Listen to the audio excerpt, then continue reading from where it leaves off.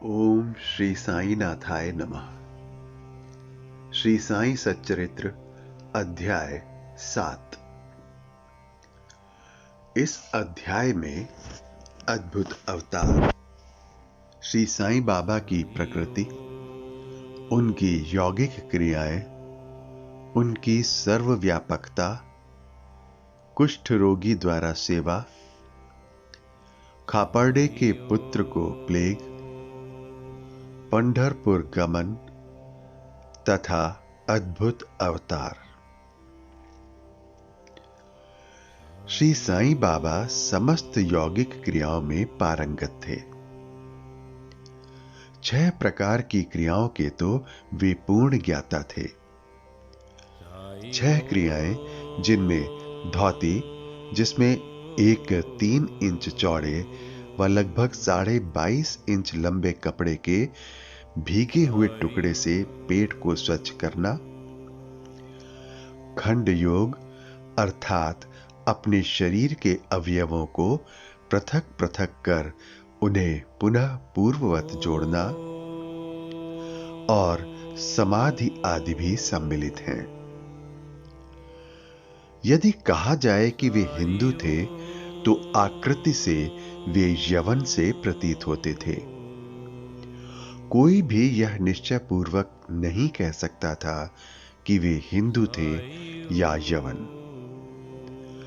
वे हिंदुओं का रामनवमी उत्सव यथाविधि मनाते थे और साथ ही मुसलमानों का चंदनोत्सव भी। वे उत्सव में दंगलों को प्रोत्साहन तथा विजेताओं को पर्याप्त पुरस्कार देते थे। गोकुल अष्टमी को वे गोपाल काला का उत्सव भी बड़ी धूमधाम से मनाते थे। ईद के दिन वे मुसलमानों को मस्जिद में नमाज पढ़ने के लिए आमंत्रित किया करते थे। एक समय मुहर्रम के अवसर पर मुसलमानों ने मस्जिद में ताजिए बनाने तथा कुछ दिन वहां रखकर फिर जुलूस बनाकर गांव से निकालने का कार्यक्रम रचा। श्री साईं बाबा ने केवल 4 दिन ताजियों को वहां रखने दिया और बिना किसी राग द्वेष के 5वें दिन वहां से हटवा दिया। यदि कहें कि वे यवन थे, तो उनके कान हिंदुओं की रीति के अनुसार छिदे हुए थे, और यदि कहें कि वे हिंदू थे, तो वे सुनता कराने के पक्ष में थे। नाना साहेब चांदोरकर, जिन्होंने उनको बहुत समीप से देखा था, उन्होंने बतलाया कि उनकी सुन्नत नहीं हुई थी। साईं लीला पत्रिका श्री बीवी देव द्वारा लिखित शीर्षक बाबा यवन की हिंदू, पृष्ठ 562 देखिए। यदि कोई उन्हें हिंदू घोषित करे, तो वे सदा मस्जिद में निवास करते थे, और यदि यवन कहें तो वे सदा वहां धूनी प्रज्वलित रखते थे तथा अन्य कर्म जो कि इस्लाम धर्म के विरुद्ध हैं, जैसे चक्की पीसना, शंख तथा घंटानाद, होम आदि कर्म करना, अन्नदान और अर्घ्य द्वारा पूजन आदि सदैव वहां चलते रहते थे। यदि कोई कहे कि वे यवन थे, तो कुलीन ब्राह्मण और अग्निहोत्री भी अपने नियमों का उल्लंघन कर सदा उनको साष्टांग नमस्कार किया करते थे। जो उनके स्वदेश का पता लगाने गए, उन्हें अपना प्रश्न ही विस्मृत हो गया और वे उनके दर्शन मात्र से मोहित हो गए। अस्तु, इसका निर्णय कोई न कर सका कि यथार्थ में साईं बाबा हिंदू थे या यवन। इसमें आश्चर्य ही क्या है? जो अहं व इंद्रिय जन सुखों को तिलांजलि देकर ईश्वर की शरण में आ जाता है तथा जब उसे ईश्वर के साथ अभिन्नता प्राप्त हो जाती है तब उसकी कोई जाति पाति नहीं रह जाती। इसी कोटि में श्री साईं बाबा थे। वे जातियों और प्राणियों में किंचित मात्र भी भेदभाव नहीं रखते थे।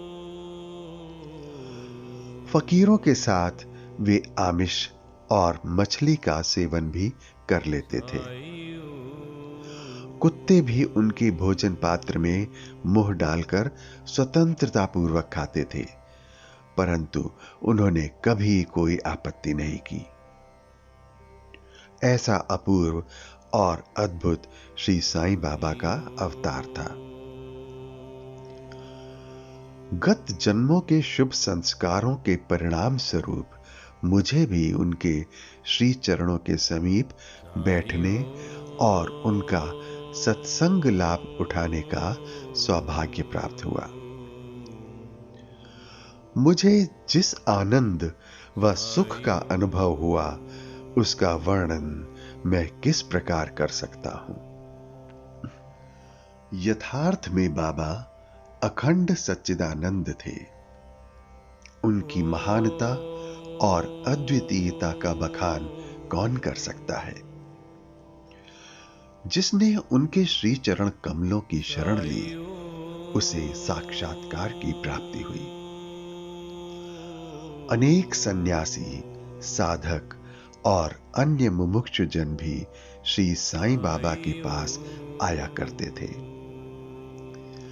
बाबा भी सदैव उनके साथ चलते फिरते, उठते बैठते, उनसे वार्तालाप कर उनका चित्तरंजन किया करते थे।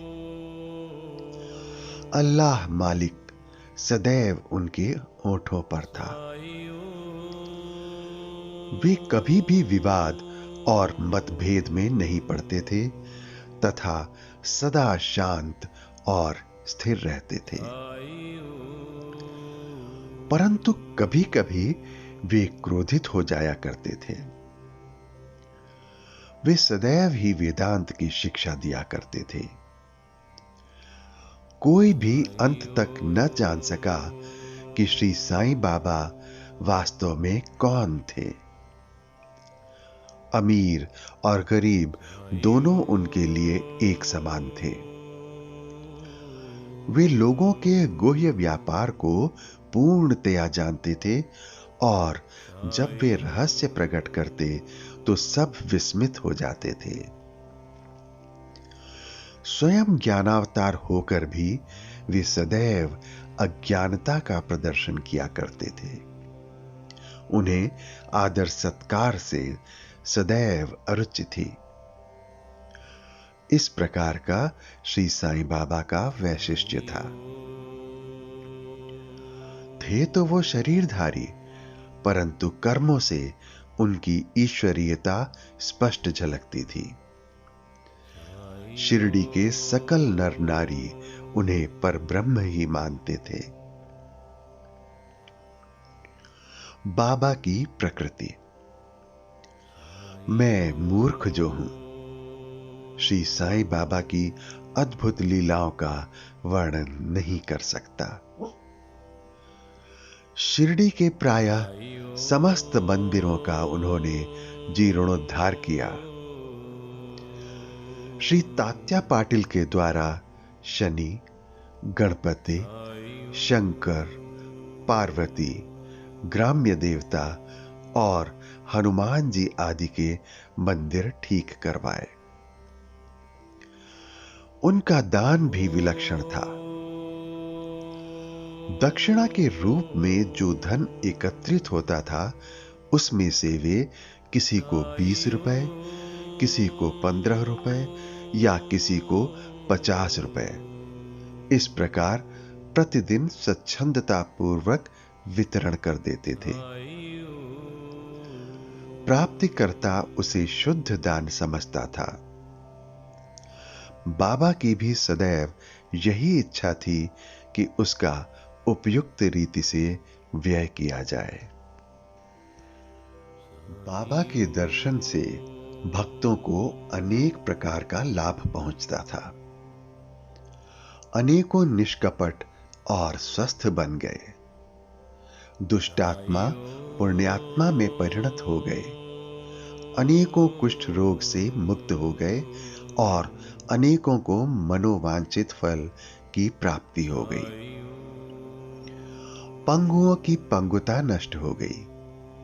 उनकी कीर्ति दूर दूर तक फैलती गई और भिन्न भिन्न स्थानों से यात्रियों के झुंड शिरडी आने लगे। बाबा सदा धूनी के पास ही आसन जमाए रहते और वहीं विश्राम किया करते थे। वे कभी स्नान करते और कभी स्नान किए बिना ही समाधि में लीन रहते थे। वे सिर पर एक साफा, कमर में एक धोती और तन ढकने के लिए एक अंगरखा धारण करते थे। प्रारंभ से ही उनकी वेशभूषा इसी प्रकार की थी।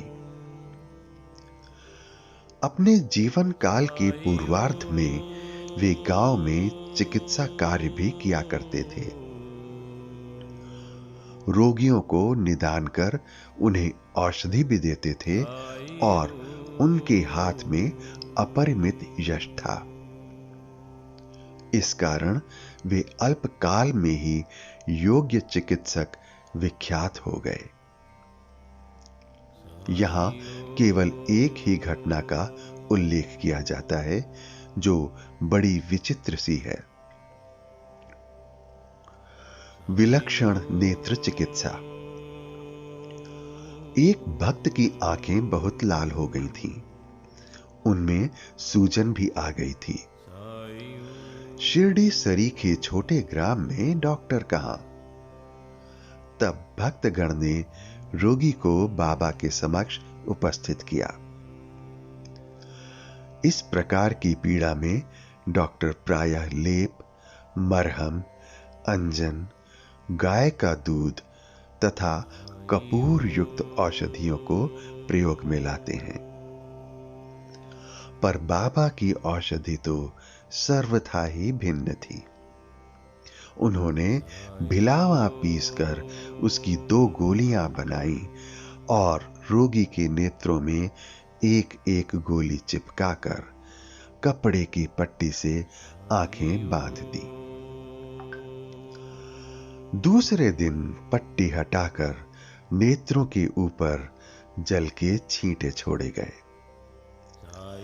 सूजन कम हो गई और नेत्र प्रायः निरोग हो गए। नेत्र शरीर का एक अति सुकोमल अंग है, परंतु बाबा की औषधि से कोई हानि नहीं पहुंची, वरन नेत्रों की व्याधि दूर हो गई। इस प्रकार अनेक रोगी निरोग हो गए। यह घटना तो एक उदाहरण स्वरूप ही यहां दी गई है। बाबा की यौगिक क्रियाएं। बाबा को समस्त यौगिक प्रयोग और क्रियाएं ज्ञात थीं। उनमें से केवल 2 का ही उल्लेख यहां किया जाता है। धौती क्रिया अर्थात आंतें स्वच्छ करने की क्रिया। प्रति तीसरे दिन बाबा मस्जिद से पर्याप्त दूरी पर एक वट वृक्ष के नीचे धौती क्रिया किया करते थे। एक अवसर पर लोगों ने देखा कि उन्होंने अपनी आंतों को उदर से बाहर निकालकर उन्हें चारों ओर से स्वच्छ किया और समीप के वृक्ष पर सूखने के लिए रख दिया। शिरडी में इस घटना की पुष्टि करने वाले लोग अभी भी जीवित हैं। उन्होंने इस सत्य की परीक्षा भी की थी। साधारणतः धौती क्रिया एक 3 इंच चौड़े व 22.5 फुट लंबे गीले कपड़े के टुकड़े से की जाती है। इस कपड़े को मुंह के द्वारा उदर में उतार लिया जाता है तथा उसे लगभग आधा घंटे तक रखे रहते हैं ताकि उसका पूरा पूरा प्रभाव हो जाए। तत्पश्चात उसे बाहर निकाल लेते हैं। पर बाबा की तो यह धौती क्रिया सर्वथा विचित्र और असाधारण ही थी। खंड योग। एक समय बाबा ने अपने शरीर के अवयव पृथक पृथक कर मस्जिद के भिन्न भिन्न स्थानों में बिखेर दिए। अकस्मात उसी दिन एक महाशय मस्जिद में पधारे और अंगों को इस प्रकार यहां वहां बिखरा देख बहुत ही भयभीत हुए।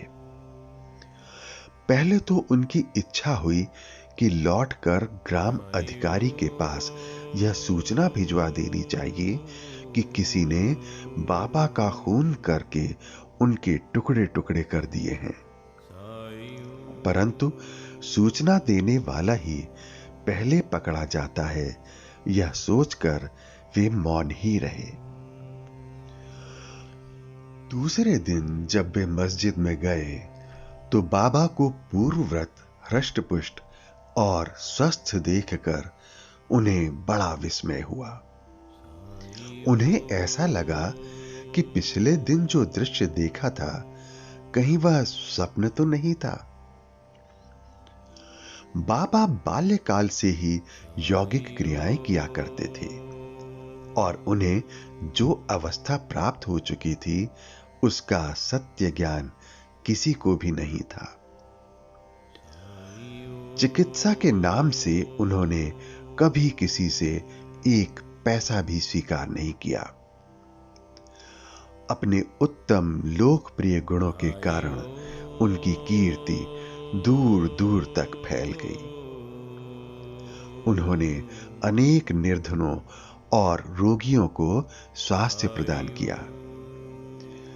इस प्रसिद्ध डॉक्टरों के डॉक्टर अर्थात मसीहों के मसीहा ने कभी अपने स्वार्थ की चिंता न कर अनेक वेदनों का सामना किया तथा स्वयं असहनीय वेदना और कष्ट सहन कर सदैव दूसरों की भलाई की और उन्हें विपत्तियों में सहायता पहुंचाई। वे सदा पर कल्याणार्थ चिंतित रहते थे।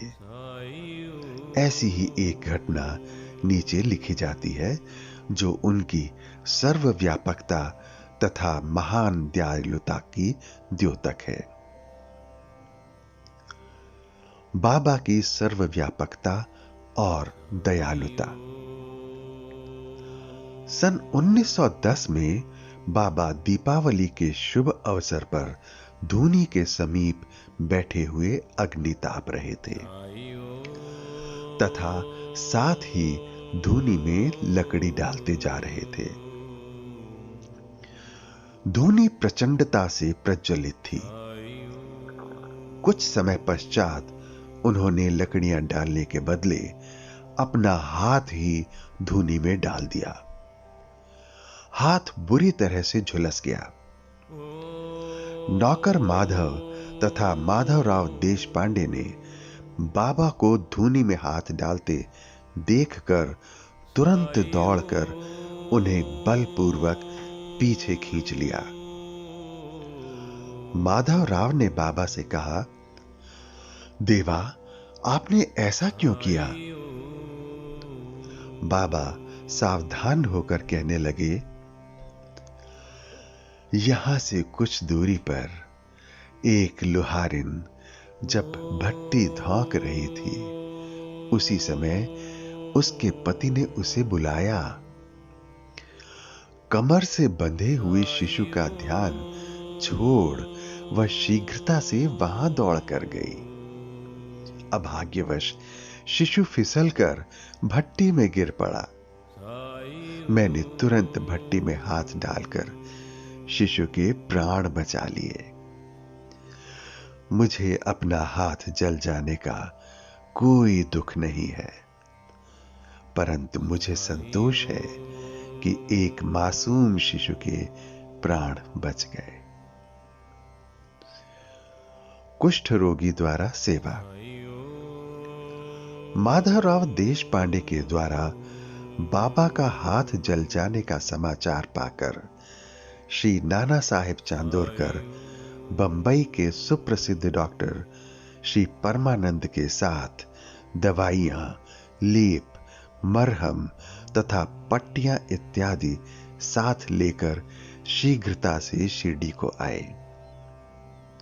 उन्होंने बाबा से डॉक्टर परमानंद को हाथ की जांच करने और जले हुए स्थान में दवा लगाने की अनुमति मांगी।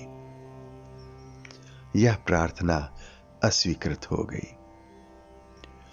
हाथ जल जाने के पश्चात एक कुष्ठ रोग पीड़ित भक्त भागोजी शिंदे उनके हाथ पर सदैव पट्टी बांधते थे।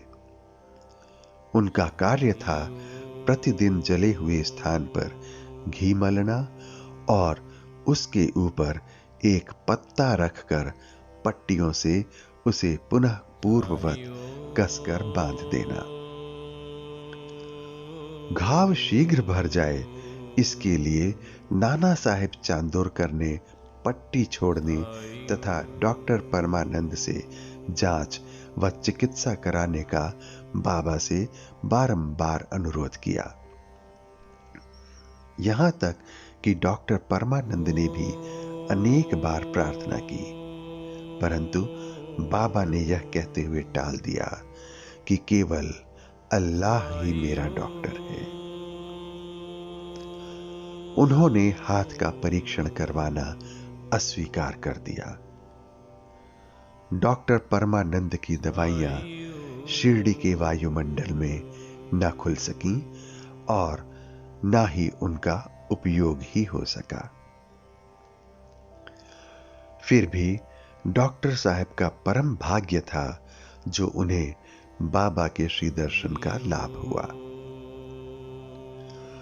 भागो जी को दवा लगाने की अनुमति मिल गई।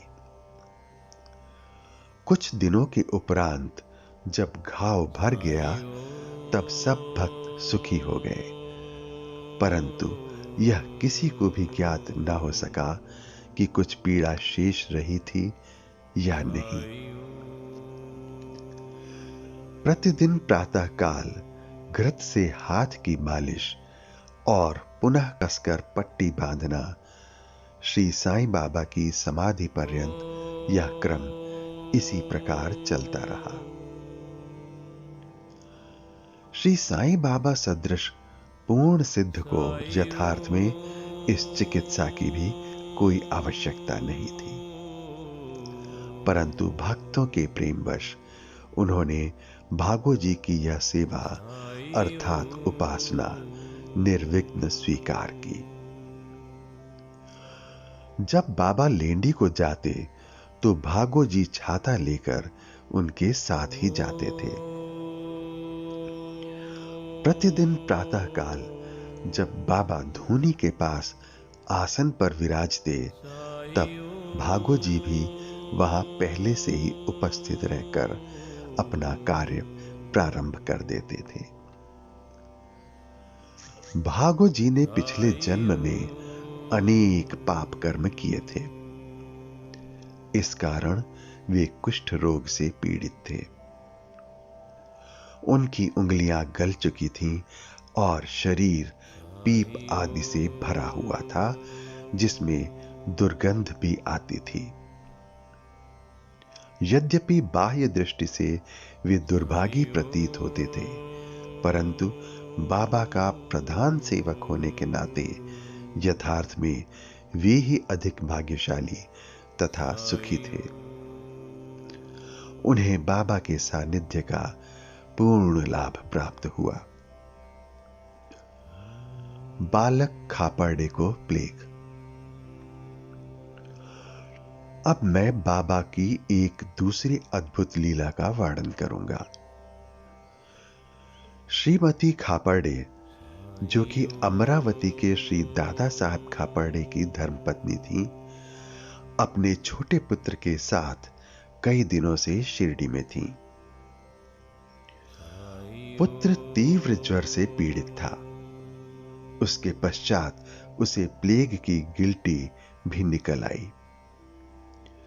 श्रीमती खापर्डे भयभीत हो बहुत घबराने लगी और अमरावती लौट जाने का विचार करने लगी। संध्या समय जब बाबा वायु सेवन के लिए वाड़े, जो कि अब समाधि मंदिर कहा जाता है, के पास से जा रहे थे, तब उन्होंने उनसे लौटने की अनुमति मांगी तथा कंपित स्वर में कहने लगी कि मेरा प्रिय पुत्र प्लेग से ग्रस्त हो गया है, अतः अब मैं घर लौटना चाहती हूं।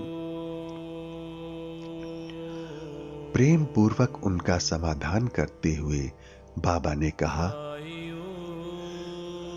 आकाश में बहुत बादल छाए हुए हैं। उनके हटते ही आकाश पूर्ववत स्वच्छ हो जाएगा।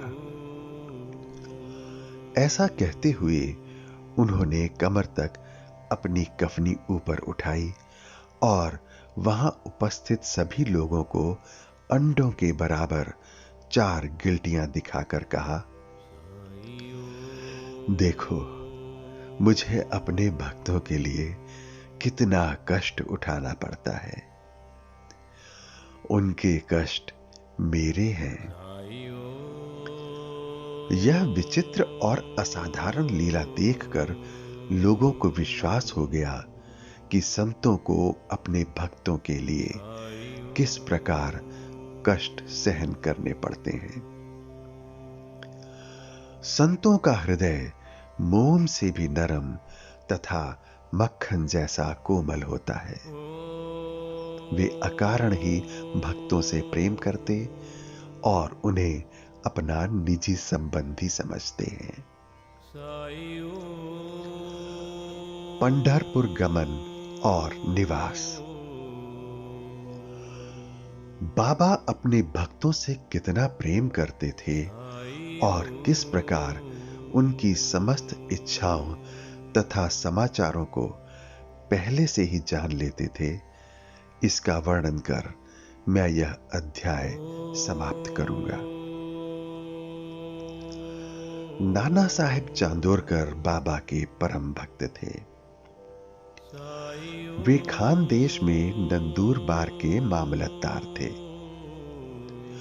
उनका पंढरपुर को स्थानांतरण हो गया और श्री साईं बाबा की भक्ति उन्हें फलदायी हो गई, क्योंकि उन्हें पंढरपुर, जो भूक वैकुंठ अर्थात पृथ्वी का स्वर्ग सदृश ही समझा जाता है, उसमें रहने का अवसर प्राप्त हो गया। नाना साहेब को शीघ्र ही कार्यभार संभालना था, इसलिए वे किसी को पूर्व पत्र या सूचना दिए बिना ही शीघ्रता से शिरडी को रवाना हो गए।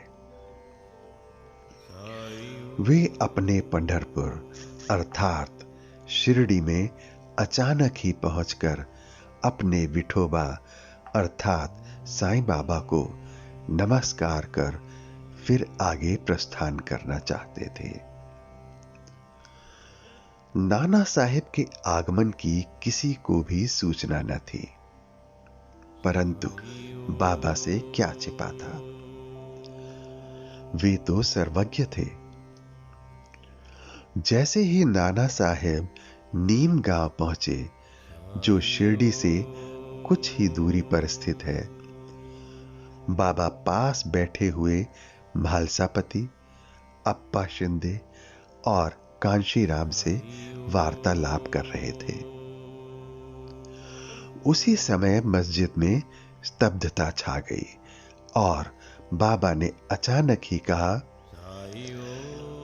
चलो चारों मिलकर भजन करें, पंढरपुर के द्वार खुले हुए हैं। यह भजन प्रेम पूर्वक गाएं। पंढरपूरला जायांचे जायांचे, तिथेच मजला राहायांचे, तिथेच मजला राहायांचे, घर ते माझ्या रायांचे। सब मिलकर गाने लगे। इसका भावार्थ है, मुझे पंढरपुर जाकर वहीं रहना है, क्योंकि वह मेरे स्वामी अर्थात ईश्वर का घर है।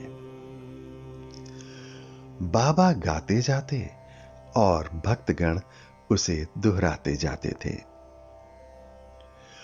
कुछ समय में नाना साहेब ने वहां सकुटुंब पहुंचकर बाबा को प्रणाम किया। उन्होंने बाबा से पंढरपुर पधारने तथा वहां निवास करने की प्रार्थना की। प्रिय पाठकों, अब इस प्रार्थना की आवश्यकता ही कहां थी। भक्तगण ने नाना साहेब को बतलाया कि बाबा पंढरपुर वास के भाव में पहले से ही थे। यह सुनकर नाना साहेब द्रवित हो गए और श्री चरणों पर गिर पड़े और बाबा की आज्ञा, उदी तथा आशीर्वाद प्राप्त कर वे पंढरपुर को रवाना हो गए। बाबा की कथाएं अनंत हैं। अन्य विषय जैसे मानव जन्म का महत्व, बाबा का भिक्षा वृत्ति पर निर्वाह, बाईजा बाई की सेवा तथा अन्य कथाओं को अगले अध्याय के लिए शेष रखकर अब मुझे यहां विश्राम करना चाहिए। श्री सद्गुरु साईनाथार्पणमस्तु। शुभम भवतु।